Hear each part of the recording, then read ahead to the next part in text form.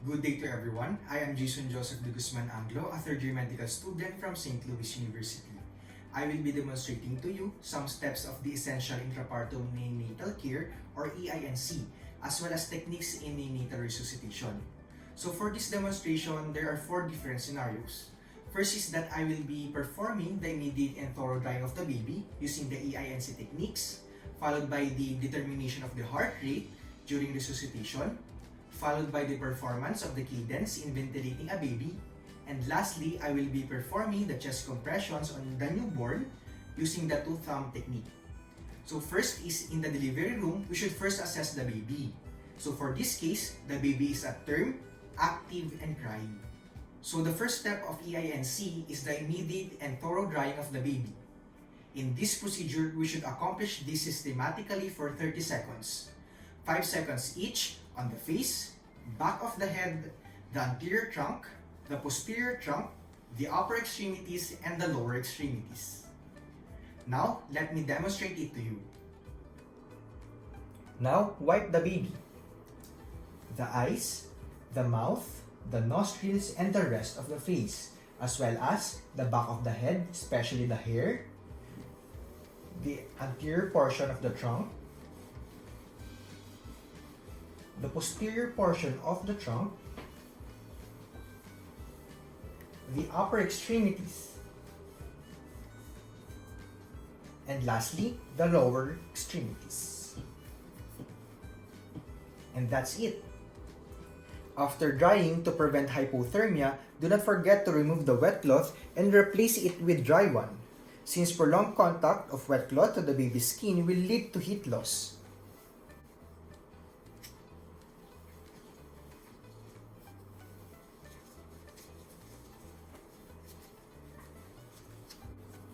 And after that, put on a beanie.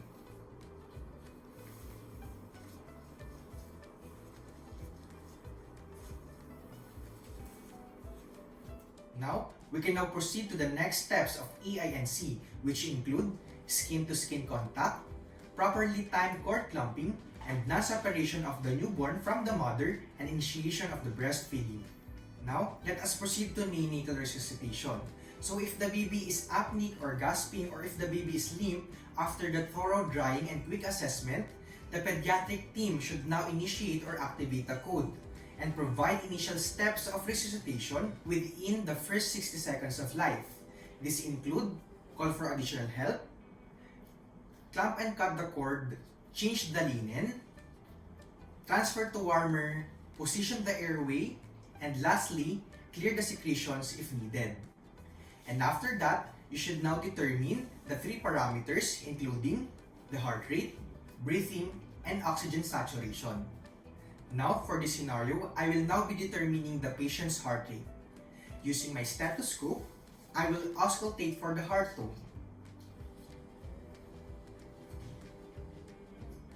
Count the heart tone for the 6 seconds only, and whatever you get, multiply it by 10. Assuming that I was able to count 11, multiplying it by 10, that is 110 beats per minute, which is within the cut-off value of 100 beats per minute after initial steps of resuscitation. Shout out the total heart rate to the whole of the resuscitation team so that they will be guided for the next step to do. Heart rate 110 BPM.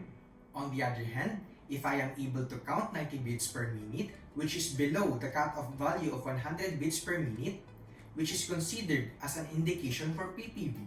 Therefore, the next step to do is a positive pressure ventilation to our patient. Before starting a positive pressure ventilation, position yourself at the baby's head.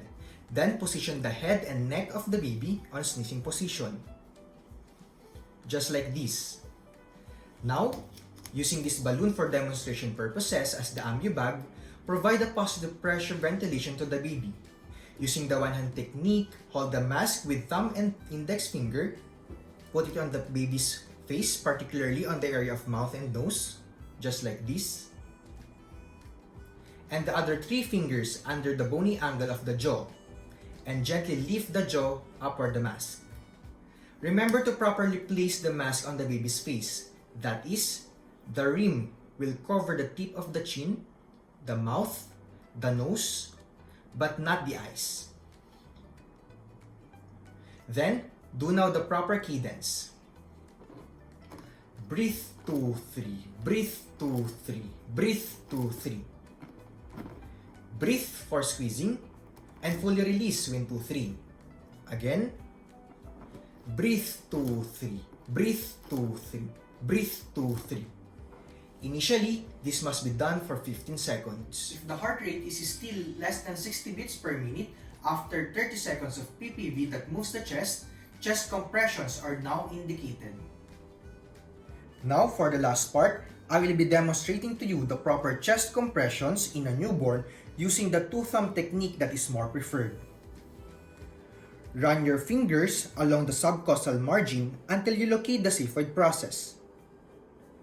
Make an imaginary line between the two nipples. Then place your thumbs on the sternum below that imaginary internipple line and above the xiphoid process. Thumbs compress the sternum while your other fingers support the back of the baby, just like this.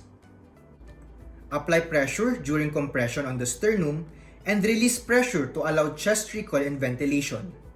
Depress sternum 1/3 the anterior-posterior diameter of the chest, wherein the resuscitator compresses the chest during 1 and 2 and 3 and stops during breath, while the ventilator squeezes the bag during breath.